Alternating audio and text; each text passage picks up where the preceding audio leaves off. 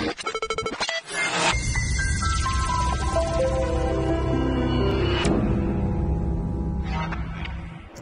côté du Predator 17, Acer en a profité aussi pour annoncer un tout nouveau desktop, le fameux Predator G1. Donc comme vous pouvez le voir, c'est un Predator, ça reprend un peu comme le design du G6, sauf que le design est ultra compact.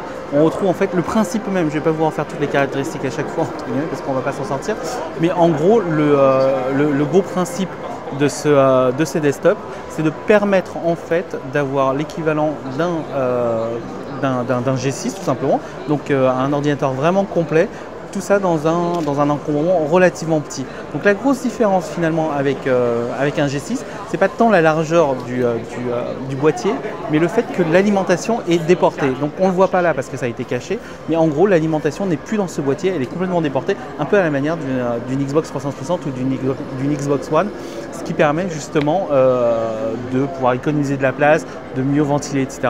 Et d'ailleurs, si on prend ici le boîtier dans sa version ouverte, on peut voir en gros qu'il y a quand même une sorte de... qu'il y a les ventilateurs, la carte graphique, etc. Mais que l'alimentation, quelque part, n'est plus du tout là. Voilà. Alors je vous le montre là. Et pour ceux qui seraient intéressés, si vous faites partie des 1000 premiers à l'acheter dans le monde, vous aurez droit à cette petite valise qui a été spécialement conçue pour accueillir le G1 et donc vous permettre de vous balader jusqu'à vos prochaines LAN avec ce fameux G1 et de manière assez facile et compacte.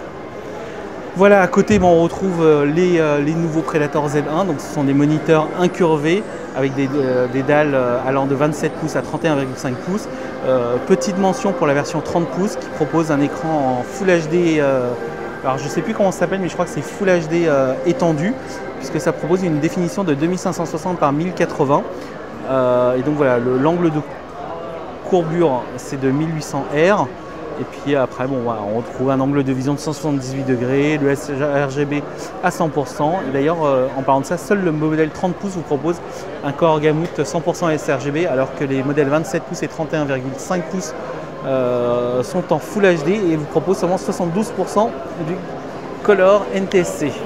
Voilà, je crois que j'ai à peu près fait le tour pour le côté desktop Predator, c'est assez impressionnant.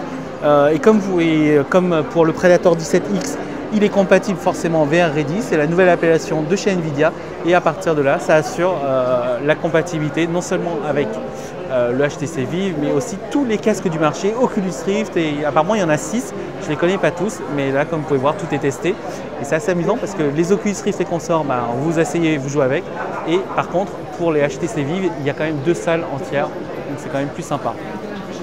Voilà, attendez, je vais vous montrer, et comme vous pouvez le voir là, le HTC Vive fonctionne avec le Predator 17 uniquement.